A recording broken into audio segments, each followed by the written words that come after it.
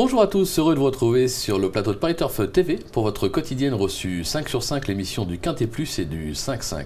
Pour m'accompagner aujourd'hui, j'ai le plaisir de recevoir la pétillante Philippine Chachignon. Bonjour Philippine. Bonjour Philippe, bonjour à tous. Philippine, direction Maison Lafitte ce jeudi avec une superbe course, le prix Imprudence, un groupe 3, femelle de 3 ans sur 1400 mètres, ligne droite, arrivée poteau numéro 2, une course d'importance puisqu'on va retrouver au départ des chevaux, enfin des pouliches plutôt, qui risquent de se retrouver au départ de la poule d'essai. Et oui, si la lauréate aura certainement un engagement en or dans la poule d'essai. Voilà, donc, la plupart sont déjà pré-engagés, entre guillemets, donc il va falloir suivre cette course avec grand intérêt. En effet, on va déjà écouter votre sélection avec ces championnes. Alors, j'ai choisi le 2, Hervédia, le 13, Amina, le 14, Fontanellis, le 10, Night of Light, le 3, Queen Bee, le 12, Power of the Moon, le 11, Kenuska et le 5, La Berma. Très bon choix. Franchement, je vous dis d'entrée de jeu, très bon choix. Je vous rappelle que la dernière fois que Philippine est venue sur ce plateau, elle vous indiquait le 5-5. On va essayer mieux, on peut pas, mais faire aussi bien. On va faire aussi bien, c'est sûr. On attaque avec votre favorite, le numéro 2, Hervédia, qui devrait être la favorite de la France entière. Seulement 5 sorties depuis ses débuts, mais déjà 3 victoires, dont un groupe 3 à Deauville, le prix de Cabourg. En ligne droite, excusez du peu, logique. Oui. Alors, ce que j'ai relevé de très intéressant, c'est que sur les 9 dernières éditions de ce prix Imprudence, Jean-Claude Rouget en a gagné 4, dont 2 avec Christophe Soumillon, qui sera en plus associé à Hervédia dans le prix Imprudence. Donc, c'est de bon augure. Donc c'est une pouliche qui a 2 ans, donc est 2e du Marcel Boussac, un groupe 1. Elle est 3e du Morny, qui est aussi un groupe 1. Et puis elle a gagné donc le prix de Cabourg après 2 autres victoires. Donc dans le prix Marcel Boussac, en fait, elle vient comme pour gagner. On voit qu'elle a un petit peu calé, elle a été attaquée par Found, et puis elle a un petit peu calé, mais elle a laissé à très bonne distance 2 autres concurrentes, Queen Bee et Night of Light, qui sont dans ma sélection. Donc voilà. Et ce qui est intéressant aussi, c'est que dans le prix Morny, elle est 3e derrière Utenani, qui a remporté derrière la Breeders' Cup Juvenile Turf, donc un groupe 1 à Santa Anita. C'est une sacrée bonne ligne. Donc pour moi, elle est carrément au-dessus du lot, Hervédia. Hein. Franchement, elle est déclassée. Au papier, elle est déclassée. Et puis Rouget est très confiant. Et pour lui, le raccourcissement n'est pas un problème. D'accord. Pour les amateurs de stade, juste une petite chose. La Stalle, justement, numéro 7, a fait l'arrivée des 4 dernières éditions de ce prix Imprudence. Hervédia, elle s'élance de la Stalle numéro 7. Voilà, ça c'est dit, ça peut avoir son importance. Vous lui opposez le numéro 13, Amena. Alors elle n'a jamais conclu plus loin que 2e depuis ses débuts, avec à la clé 4 succès. Alors comme tout le tandem Bondel-Rossi se roule, ça a été façonné en province, ça se déplace à Paris, c'est pas pour rien. Voilà, ils font pas des kilomètres pour rien. Elle fait une rentrée comme Hervédia également, enfin elles sont nombreuses à faire une rentrée. Et on a aussi pour les stats remarqué que lors des 10 dernières éditions, toutes les juments qui ont remporté cette course faisaient une rentrée. Donc c'est encore un élément intéressant, hein, puisque notre favorite fait une rentrée par exemple. C'est clair. Donc Amina, elle sera à l'aise dans le terrain très souple, hein, puisqu'elle a gagné le Miesque en terrain collant.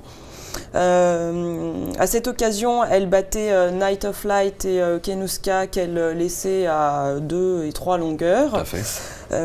Bon, comme vous l'avez dit, elle compte 4 victoires et 2 deuxièmes places. Et puis voilà, là, elle s'attaque à des pouliches de son niveau. Seule Hervédia est un petit peu au-dessus du lot, puisque c'est la seule qui a brillé, Hervédia, au niveau classique. Mais sinon, elle n'a pas à rougir de sa candidature. Et pour moi, elle peut tout à fait prendre un accessite. Hein. Justement, on va voir ce qu'en pense Frédéric Rossi, puisque Gilles Pommade l'a joint au téléphone. Il nous parle des chances de sa championne. On l'écoute. C'est une jument qui a très bien hiverné. Sa préparation s'est bien déroulée. On a pu travailler comme il fallait. Je la trouve en assez bel état pour une pouliche au mois de mars, au mois d'avril. Donc la pouliche me paraît très bien pour faire sa grosse rentrée. Je pense qu'elle va faire partie des favorites, puisque c'est quand même une des pouliches quand même qui a les plus gros titres. Ouais. Maintenant, là pour elle, le terrain ne va pas la déranger, puisqu'elle a gagné dans un terrain pénible l'année dernière. Elle a gagné sur ce tracé. Maintenant, il y a des pouliches de qualité aussi, mais je pense que on est autant à craindre que nous craignons les autres. Voilà, bon, on l'a compris, c'est la confiance dans le clan de Frédéric Rossi. En troisième position, on va traverser les Alpes, puisque vous avez placé numéro 14, Fontanellis, visiteuse italienne, qui se présente invaincue. Oui, alors elle est très intéressante, puisque c'est Cricketed qui l'a récupérée, et elle a été achetée par la famille Yoshida. Donc, excusez du peu. Je pense que c'est parce qu'il s'y croit un petit peu quand même. Hein. Elle aussi fait une rentrée, hein, j'ai décidément. Et Cricket, donc, est assez. Elle a l'air assez contente de cette jument. Elle nous dit qu'elle a bien passé l'hiver. Elle semble avoir beaucoup de travail derrière elle. Donc cette jument invaincue en Italie a gagné 2 listed puis 2 groupes, 3. Donc encore une fois, à niveau égal, on pourrait penser qu'elle peut tenir chaud aussi aux favorites, elle peut donner chaud aux favorites. Après, que valent les lignes? C'est ça, c'est un peu le problème. Hein. C'est vrai que Cricket, bon, elle a dit clairement, hein, la jument lui plaît. Au travail, elle est plaisante. Maintenant, est-ce que les lignes italiennes représentent vraiment une valeur par rapport aux lignes françaises? On en parlait juste avant l'émission. Autant au trot, les étrangers, on sait que quand ils viennent en général, tout de suite c'est carton. Les lignes italiennes, au galop, en souvenir, on n'en a pas. Il n'y a pas des masses de juments ou de chevaux qui. Maintenant, il faut se méfier. Après, regardez, les Allemands, par exemple, sont déjà venus gagner l'Arc, alors qu'on n'y croyait pas du tout. Tout à fait. Donc, tout à fait. Non, mais il faut se méfier d'elle. Je pense que entraîné par Cricket, entre guillemets, ça mérite qu'on s'en méfie quand même, on se rappelle. Hein. Cricket, juste penser à Trèves, voilà, juste en passant comme ça pour rigoler, on en reparlera, je pense, dans les prochaines semaines. Voilà. Donc on va s'en méfier, mais plus pour une place peut-être que pour la gagne. Derrière le numéro 10, Night of Light, plaisante lauréate pour ses débuts à Deauville en août 2014, elle a aussitôt confirmé en se classant 2e du prix d'Aumale. Là aussi, sur le papier, on va s'en méfier, mais peut-être plus pour une place. Oui. Peut-être plus pour une place. C'est vrai qu'elle est 2e du Miesque derrière Amina, qui est placée plus haut. Elle est 2e du prix d'Aumale. Alors moi, je ne l'ai pas mis plus haut, en fait, parce que dans le prix d'Aumale, elle est 2e d'une jument qui n'a pas répété. Donc, bon, c'était avant le Miesque, mais cette ligne n'est pas très sûre. Hein. C'est clair. Donc voilà, elle court bien dans le prix du Marcel Boussac, même si elle est 6e. En fait, il lui manque un petit truc pour aller avec les meilleurs, mais voilà, elle court quand même bien dans cette course-là, dans ce groupe 1. Donc on peut quand même lui faire confiance pour une place. Et puis elle semble avoir pris de la maturité durant l'hiver. Le manager, donc Alan Cooper, a déclaré qu'elle avait pris de la force et donc il faudra s'en méfier aussi. Mais plus pour une place. Voilà, plus la pour qualité une place, intrinsèque, elle l'a. Est-ce qu'elle a la classe? C'est pas sûr et certain. Qu'elle ait la même classe de surcroît, que les autres. Là encore, on en parlait avant l'émission. Elle a hérité du 12 dans les stalles. En plus, 1400 mètres ligne droite, même arrivé 2e poteau. Le 12, il faut vraiment avoir le bon parcours parce que si on prend l'air trop vite, on a les jambes qui se coupent, c'est normal. Et c'est pour ça que pour la victoire, ça semble un tout petit peu difficile, surtout qu'on va le répéter, mais Hervédia semble déclassé d'une heure entre guillemets, et même le numéro 13, c'est vraiment, on a l'impression que le couplet il est affiché. Hein, 2 et 13, on peut se tromper. Hein, mais non, d'ailleurs, on va pas se tromper. On se trompera pas. En 5e position, le numéro 3, Queen Bee. Alors, elle a montré beaucoup de vitesse depuis ses débuts. Elle a gagné à ce niveau et sur un parcours analogue, à Deauville l'été dernier, le prix du Calvados, ne serait-ce que sur cette ligne, elle mérite d'être dans une sélection. Oui, tout à fait. Alors en plus, c'est une jument qui est, c'est la plus expérimentée du lot, elle a couru une dizaine de fois. Elle a connu une belle ascension en fait, parce c'est une jument qui a gagné au niveau réclamé. Et elle a grimpé les échelons peu à peu.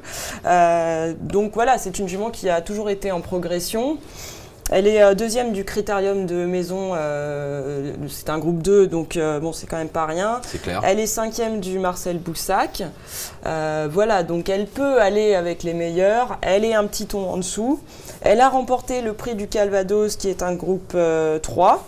dans lequel elle est venue de derrière pour placer une très très belle pointe de vitesse, ce qui est un petit peu son point fort, c'est qu'elle a une belle accélération pour l'emporter, et ce que confirme d'ailleurs Élie Lelouch, puisqu'il dit qu'elle a un très très beau changement de vitesse.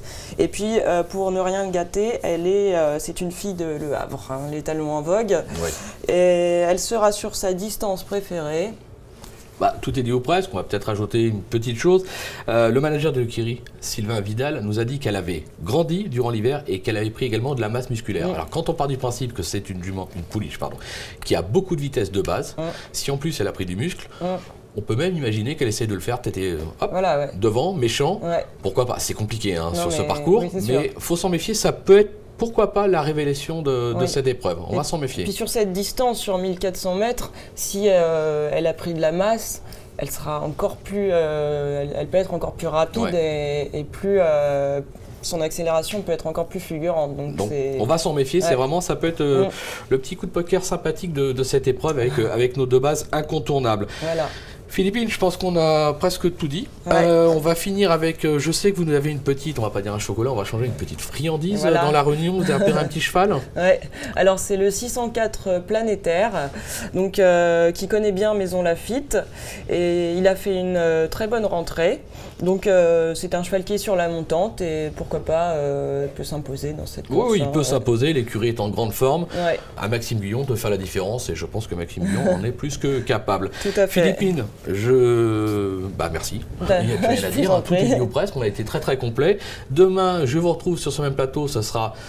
On change, c'est plus pareil. Alexandre de Kopman, c'est différent, mais on est obligé, c'est le quota. Ça sera pour un Quintet Plus 5-5 à Vincennes en nocturne. Merci Philippine, merci à vous et bon jeu. Au revoir. Merci, au revoir à tous.